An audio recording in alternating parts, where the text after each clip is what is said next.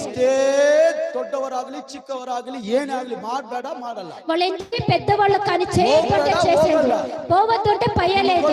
ನಮ್ಮ ಸಭೆಯಲ್ಲಿರುವಾಗ ಯಾವ ಚರ್ಚ್ ಬಗ್ಗೆ ನನಗೆ ಗೊತ್ತಿಲ್ಲ.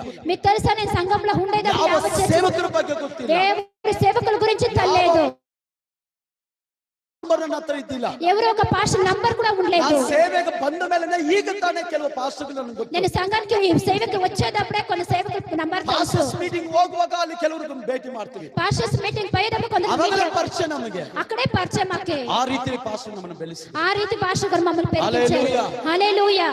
ನಾವು ಪಾಲ್ತಂಗ ಬಂದಾಗ ಕೂತ್ಕೊಂಡು ಪಾಸ್ಟರ್ ಇಲ್ಲಿಂದ ಕೂತ್ಕೊಂಡು ನೋಡ್ತಾನೆ ಇದ್ದಾರೆ ನನ್ನ.